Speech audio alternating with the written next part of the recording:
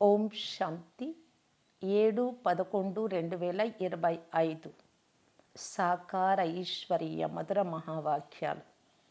మధురమైన పిల్లలారా, ఈ సంగమ యుగము సర్వోత్తములుగా అయ్యే శుభ సమయం. ఎందుకంటే ఈ సమయంలోనే తండ్రి మీకు నరుడి నుండి నారాయణుడిగా అయ్యే చదువును చదివిస్తారు.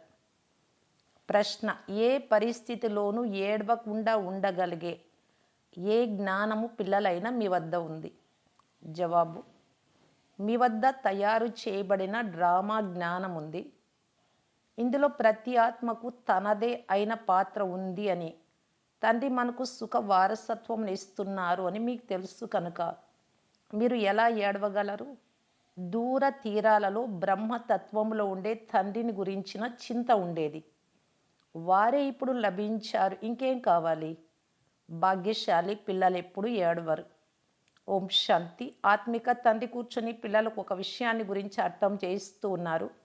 చిత్రాలలో కూడా పిల్లలకు త్రిమూర్తి శివబాబా తెలియజేస్తున్నారు అని వ్రాయాలి. ఇతరులు ఎవరికైనా అర్థం చేయించినప్పుడు ఆత్మలైన మీరు కూడా శివబాబా ఇలా చెప్తున్నారు అని అంటారు. ఈ తండ్రి బ్రహ్మబాబా కూడా శివబాబా మీకు అర్థం చేయిస్తున్నారు అని అంటారు. ఇక్కడ మనుషులకు మనుషులు అర్థం చేయించడం లేదు. పరమాత్మ ఆత్మలకు అర్థం చేయిస్తున్నారు, లేక ఆత్మ ఆత్మకు తెలియజేస్తుంది. జ్ఞాన సాగరులు ఒక్క శివబాబాయే, వారు ఆత్మిక తండ్రి. ఈ సమయంలో ఆత్మిక పిల్లలకు ఆత్మిక తండ్రి ద్వారా ఆస్తి లభిస్తుంది. శారీరక అహంకారాన్ని ఇక్కడే వదలాల్సి ఉంటుంది. ఈ సమయంలో మీరు ఆత్మ అభిమానులుగా అయ్యి తండ్రిని స్మృతి చెయ్యాలి. కర్మలు కూడా చేస్తూ ఉండండి. వ్యాపార వ్యవహారాలు మొదలైనవి నడిపిస్తూ ఉండండి. అయితే ఎంత ఎక్కువ సమయం లభిస్తుందో అంత ఎక్కువ సమయం స్వయాన్ని ఆత్మగా భావించి తండ్రిని స్మృతి చేస్తూ ఉంటే వికర్మలు వినాశనం అవుతాయి. శివబాబా బ్రహ్మబాబాలు వచ్చారు అని మీకు తెలుసు. వారు సత్యమైన వారు, చైతన్యమైన వారు, సత్ చిత్ ఆనంద స్వరూపమని అంటారు. ఇది బ్రహ్మ విష్ణు శంకరుల మహిమ, లేక ఏ మనుష్య మాతృల మహిమ కాదు. సర్వోన్నతమైన భగవంతుడు ఒక్కరే, వారు సుప్రీం సోల్. ఈ జ్ఞానం కూడా మీకు కేవలం ఈ సమయంలో మాత్రమే ఉంది, ఇంకెప్పుడూ లభించదు. మిమ్మల్ని ఆత్మ అభిమానులుగా తయారు చేసి తండ్రిని స్మృతి చేయించేందుకు ప్రతి 5000 సంవత్సరాల తర్వాత వస్తారు. దీని ద్వారా మీరు తమో ప్రధానం నుండి సతో ప్రధానంగా అవుతారు. ఇక ఏ ఇతర ఉపాయము లేదు. భలే మనుష్యులు ఓ పతిత పావన రండి అని పిలుస్తారు, కానీ అర్థం తెలియదు. పతిత పావన సీతారాం అన్నా సరి అయినదే. మీరందరూ సీతలు లేక భక్తులు. వారు ఒక్కరే రాముడు, భగవంతుడు. భక్తులైన మీకు భగవంతుడి ద్వారా ఫలం లభించాలి. ముక్తి జీవన్ముక్తులే ఫలం. ముక్తి జీవన్ముక్తుల దాత తండ్రి ఒక్కరే. డ్రామాలో ఉన్నతమైన పాత్ర కలవారు కూడా ఉంటారు, తక్కువ పాత్ర కలవారు కూడా ఉంటారు. ఇదైతే అనంతమైన డ్రామా. దీనిని ఎవ్వరూ అర్థం చేసుకోలేరు. మీరు ఈ సమయంలో తమో ప్రధాన కనిష్ఠుల నుండి సతో ప్రధాన పురుషోత్తములుగా అవుతున్నారు. సతో ప్రధానులైన వారినే సర్వోత్తములని అంటారు. ఈ సమయంలో మీరు సర్వోత్తములుగా లేరు. తండ్రి మిమ్ములను సర్వోత్తములుగా తయారు చేస్తారు. ఈ డ్రామా చక్రం ఎలా తిరుగుతూ ఉందో ఎవ్వరికీ తెలియదు. కలియుగము సంగమయుగముల తర్వాత మళ్ళీ సత్యుగం వస్తుంది. పురాతనమైన దానిని క్రొత్తదిగా తయారు చేసేది ఎవరు? తండ్రి తప్ప ఇంకెవ్వరూ తయారు చేయలేరు. తండ్రియే సంగమయుగంలో వచ్చి చదివిస్తారు. తండ్రి సత్యుగంలోనూ రారు, కలియుగంలోనూ రారు. తండ్రి చెప్తారు, నా పాత్ర సంగమయుగంలోనే ఉంది. అందుకే సంగమయుగాన్ని కళ్యాణకారి యుగం అని అంటారు. ఇది కళ్యాణకారి, చాలా ఉన్నతమైన శుభ సమయం సంగమయుగం. ఈ సమయంలో తండ్రి వచ్చి పిల్లలైన మిమ్ములను నరుడి నుండి నారాయణుడిగా చేస్తూ ఉన్నారు. మనుషులైతే మనుషులే, కానీ దైవీ గుణాలు కలవారిగా అవుతారు. దానిని ఆది సనాతన దేవీ దేవతా ధర్మం అని అంటారు. తండ్రి చెప్తున్నారు, నేను ఈ ధర్మాన్ని స్థాపన చేస్తున్నాను. దీని కొరకు తప్పకుండా పవిత్రులుగా అవ్వాల్సి ఉంటుంది. పతిత పావనులు తండ్రి ఒక్కరే, మిగిలిన వారందరూ వధువులు భక్తులు. అందువలననే పతిత పావన సీతారాం అని చెప్పడం కూడా సరి అయినదే. కానీ చివరిలో రఘుపతి రాఘవ రాజారాం అని అంటారు, అది తప్పు. మనుషులు అర్థం చేసుకోకుండానే నోటికి ఏది వస్తే అది అనేస్తూ ఉంటారు, శబ్దం చేస్తూ ఉంటారు, పాటలు పాడుతూ భజనలు చేస్తూ ఉంటారు. చంద్రవంశ ధర్మం కూడా ఇప్పుడు స్థాపన అవుతూ ఉంది అని మీకు తెలుసు. తండ్రి వచ్చి బ్రాహ్మణ కులాన్ని స్థాపన చేస్తారు.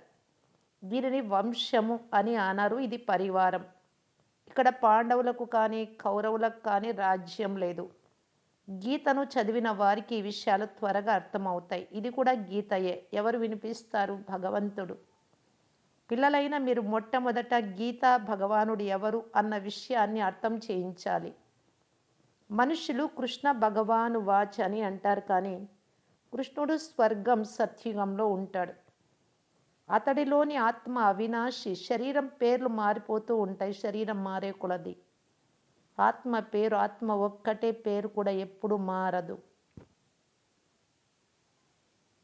శ్రీకృష్ణుడి ఆత్మ ఉండే శరీరం సత్యుగంలోనే ఉంటుంది. అతడే నంబర్ 1లో వస్తాడు.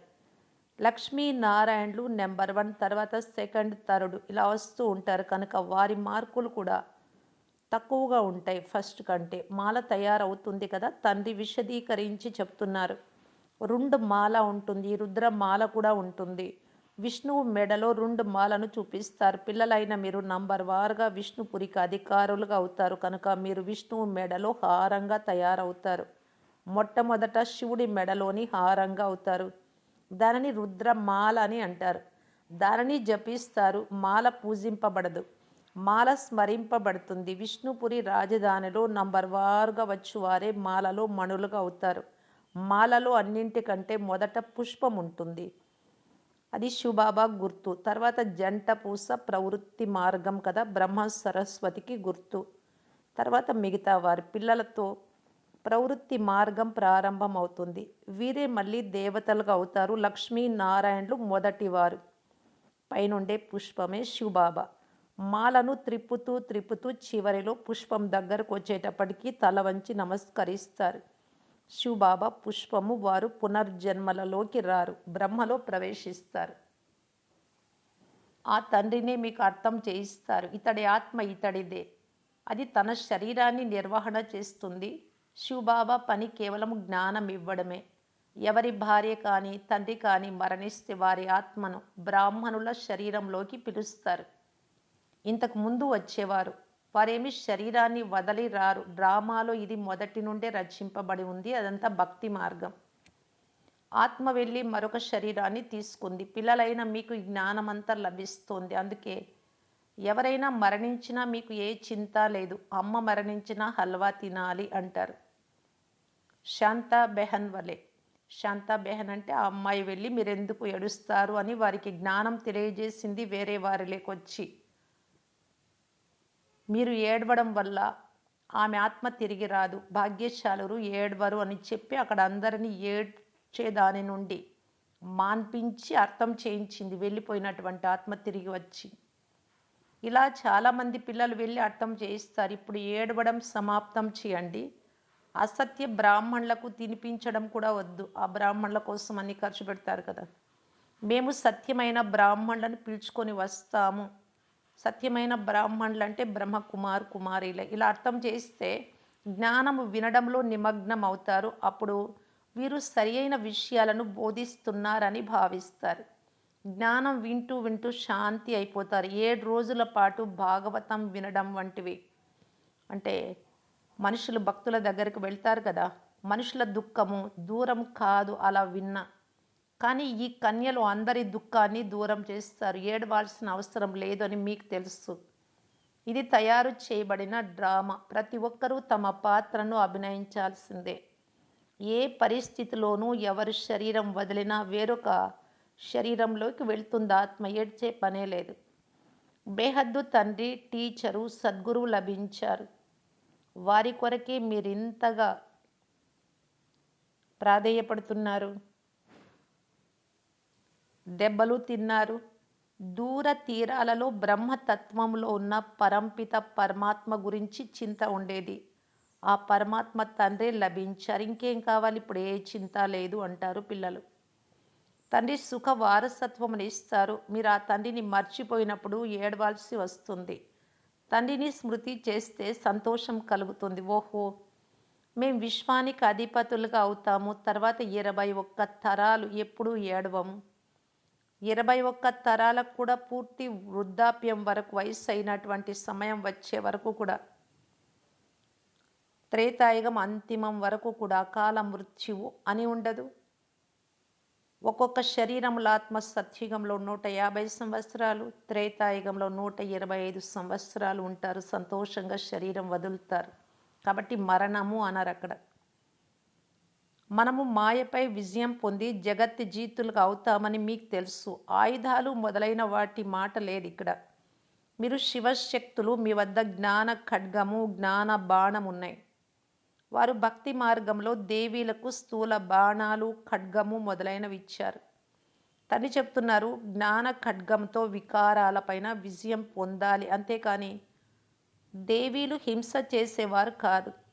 అదంతా భక్తి మార్గం. సాధువులు, సత్పురుషులు మొదలైన వారు నివృత్తి మార్గం వారు. ఇల్లు వాకిళ్ళన్నీ వదిలి వెళ్ళినటువంటి వారు. వారు ప్రవృత్తి మార్గాన్ని అంగీకరించరు. మీరు పూర్తి ప్రపంచాన్ని, పాత ప్రపంచాన్ని, పాత శరీరాన్ని సన్యసిస్తారు. దీనిపైన అభిమానం వదులుతారు. తండ్రిని స్మృతి చేసినట్లయితే ఆత్మ పవిత్రంగా అవుతుంది. జ్ఞాన సంస్కారాన్ని తీసుకెళ్తారు. దాని అనుసారం క్రొత్త ప్రపంచంలో జన్మిస్తారు. ఒకవేళ ఇక్కడ జన్మించిన మంచి కుటుంబంలో, రాజుల వద్ద, లేక ధార్మికత కలవారి ఇళ్లల్లోకి ఆ సంస్కారాన్ని తీసుకెళ్తారు. అలాంటి వారు అందరికీ ప్రియం అనిపిస్తారు. వీరు దేవతలు అని అందరూ అంటారు.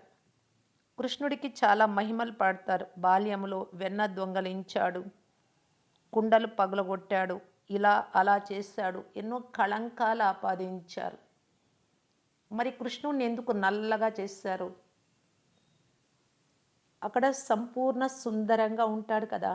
తర్వాత శరీరం మారుతూ ఉంటే పేరు కూడా మారిపోతూ ఉంటుంది. శ్రీకృష్ణుడు సత్యుగపు మొట్టమొదటి రాకుమారుడు. అతన్ని ఎందుకు నల్లగా చేశారు? ఈ ప్రశ్నకు జవాబు ఎప్పుడూ ఎవ్వరూ చెప్పలేరు.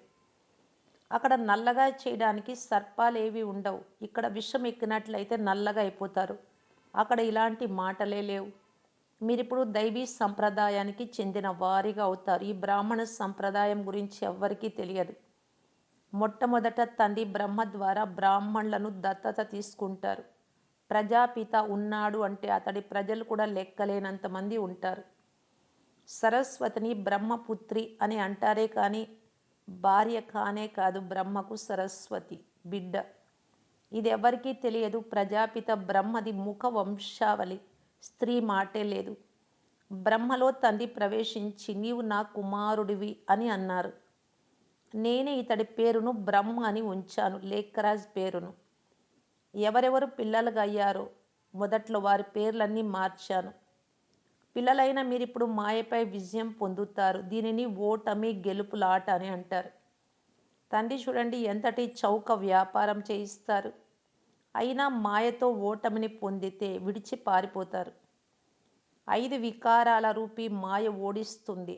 ఎవరిలో 5 వికారాలు ఉన్నాయో వారిని అసురీ సంప్రదాయానికి చెందిన వారు అని అంటారు. మందిరంలో దేవీల ఎదుట కూడా వెళ్ళి మీరు సర్వగుణ సంపన్నులు, మేము నిర్గుణులము అని వారి మహిమలు పాడతారు. మాలో గుణాలు లేవు అని. తండ్రి పిల్లలైన మీకు అర్థం చేయిస్తున్నారు. మీరే పూజ్యులైన దేవతలుగా ఉండేవారు మళ్ళీ 63 జన్మలు పూజారులుగా అయ్యారు. ఇప్పుడు తండ్రి ద్వారా మళ్ళీ పూజ్యులుగా అవుతున్నారు. తండ్రి పూజ్యులుగా తయారు చేస్తారు. రావణుడు పూజారులుగా చేస్తాడు. ఈ విషయాలేవి శాస్త్రాలలో లేవు. తండ్రి శాస్త్రాలేవి చదవలేదు. వారు జ్ఞాన సాగరులు. World almighty authority. ఆల్మైటీ అనగా సర్వశక్తివంతుడు. వేద శాస్త్రాలు మొదలైన వాటిన్నింటి గురించి తెలిసిన వాడిని అని తండ్రి చెప్తున్నారు. సర్వ వేదాల శాస్త్రాలు సారమంతా మనకు వినిపిస్తూ ఉన్నారు. ఇవన్నీ భక్తి మార్గంలోని సామగ్రి. నాకు వీటన్నింటి గురించి తెలుసు. ద్వాపరయుగం నుండి మీరు పూజారులుగా అవుతారు. సత్య త్రేతాయుగాలలో పూజ ఉండదు. అది పూజ్యుల వంశం. తర్వాత పూజారుల వంశం వస్తుంది. ఈ సమయంలో అందరూ పూజారులే. ఈ విషయాలు ఇంకెవ్వరికీ తెలియవు. తండ్రియే వచ్చి 84 జన్మల కథను తెలిపిస్తారు. పూజ్యులు, పూజారులు ఇదంతా మీపైనే ఆట నడుస్తుంది. హిందూ ధర్మం అని అనేస్తారు. వాస్తవానికి భారతదేశంలో ఆది సనాతన దేవీ దేవత ధర్మం ఉండేది. హిందూ ధర్మం కాదు. ఎన్ని విషయాలు అర్థం చేయించాల్సి వస్తుంది. ఈ చదువు ఒక్క సెకండుదే అయినా ఎంత సమయం పడుతుంది. సాగరంలోని నీటినంతా ఇంకుగా చేసి అడవినంతా కళాలు అంటే పెన్నులుగా చేసి వ్రాసిన ఈ జ్ఞానం పూర్తి కాదు. అంత నాలెడ్జ్ పరమాత్మలో ఉంది. చివరి వరకు మీకు జ్ఞానాన్ని వినిపిస్తూనే ఉంటాను. మీరు దీని కొరకు ఎన్ని పుస్తకాలు తయారు చేస్తారు. ప్రారంభంలో కూడా బాబా ఉదయాన్నే లేచి వ్రాసేవారు. తర్వాత దానిని మమ్మ వినిపిస్తూ ఉండేది. అప్పటి నుండి ముద్రింపబడుతూనే ఉన్నాయి. ఎన్ని పేపర్లు నిండి ఉంటాయి. గీత అయితే ఒక్కటే, చాలా చిన్నది. లాకెట్లో పెట్టేంత చిన్నదిగా కూడా గీతను చేస్తారు. గీతకు చాలా ప్రభావం ఉంది. కానీ గీత జ్ఞానదాత శివబాబాను మర్చిపోయారు. శ్రీకృష్ణుడు అంటున్నారు, మంచిది. మధురాతి మధురమైన ఆత్మిక పిల్లలకు ఆత్మిక తల్లి తండ్రి యొక్క ప్రియ స్మృతులు మరియు గుడ్ మార్నింగ్, నమస్తే. ధారణ కొరకు ముఖ్య సారం. ఫస్ట్ పాయింట్, జ్ఞాన ఖడ్గంతో వికారాలను జయించాలి. జ్ఞాన సంస్కారాన్ని నింపుకోవాలి. పాత ప్రపంచము మరియు పాత శరీరాన్ని సన్యసించాలి బుద్ధి ద్వారా. సెకండ్ పాయింట్, భాగ్యవంతులుగా అవుతున్నాము అనే ఖుషిలో ఉండాలి. ఏ విషయంలోనూ చింతించరాదు. ఎవరైనా శరీరం వదిలినా దుఃఖంతో కన్నీరు కార్చరాదు. వరదానము, కంట్రోలింగ్ పవర్ ద్వారా ఒక్క సెకండ్ యొక్క పరీక్షలో పాస్ విత్ ఆనర్ భవ. ఇప్పుడిప్పుడే శరీరంలోకి రావాలి. ఇప్పుడిప్పుడే శరీరం నుండి భిన్నంగా అయ్యి అతీతంగా అయ్యి అవ్యక్త స్థితిలో ఫరిస్తా స్థితిలో స్థితమైపోవాలి. ఎంత హంగామా గలాట ఉంటుందో అంత స్వయం యొక్క స్థితి అతి శాంతిగా ఉండాలి. అలా ఉండాలి అంటే సర్దుకునే శక్తి కావాలి. ఒక్క సెకండ్లో విస్తారం నుండి సారంలోకి రావాలి. మరి ఒక్క సెకండ్లో సారం నుండి విస్తారంలోకి రావాలి. ఇటువంటి కంట్రోలింగ్ పవర్ కలవారే విశ్వాన్ని కంట్రోల్ చేయగలరు. ఈ అభ్యాసమే చివరి ఒక్క సెకండ్ యొక్క పరీక్షలు. శరీరం వదిలేటప్పుడు ఏది గుర్తు రాకుండా ఆత్మ అయిపోయి తండ్రి దగ్గరకు వెళ్ళిపోవడం పాస్ విత్ ఆనర్గా గౌరవప్రదంగా పాస్ అయ్యే వారిగా చేసేస్తుంది. స్లోగన్, వానప్రస్థ స్థితిని అనుభవం చేయండి, చేయించండి. వానప్రస్థ స్థితి, వాణిసే పరే, శబ్దం నుండి అతీతంగా ఉండే స్థితిలో ఎప్పుడైతే ఉంటామో అందరితో చేయిస్తాము ఈ అభ్యాసాన్ని, అప్పుడు చిన్న పిల్లల ఆటలన్నీ సమాప్తమైపోతాయి. అవ్యక్త సూచన, అశరీరి మరియు విదేహీ స్థితి యొక్క అభ్యాసాన్ని పెంచటానికి బాప్దాదా తెలియజేస్తూ ఉన్నారు. విదేహీగా అవ్వడంలో అర్జునులుగా అవ్వండి. నేనే నంబర్ 1లో రావాలి. నేనే విదేహీ స్థితిలో. అర్జునుడి విశేషత ఏమిటి అంటే సదా బిందువు యొక్క స్మృతి స్వరూపంగా అయ్యి విజయీగా అయ్యాడు. ఇది కూడా ఒక విశేషత. నేనే నంబర్ 1, తర్వాత బిందువు యొక్క స్మృతితో విజయం పొందగలిగాడు. ఇటువంటి నష్టో మోహ స్మృతి స్వరూపంగా అయ్యే వారే అర్జునులు. సదా గీతా జ్ఞానమును విని మరణం చేసేవారే అర్జునులు. ఇటువంటి విదేహీలుగా మరియు జీవించి ఉండే అందరూ మరణించి ఉన్నారు అనే బేహద్దు వైరాగ్య వృత్తి గల అర్జునులుగా అవ్వండి. ఓం శాంతి.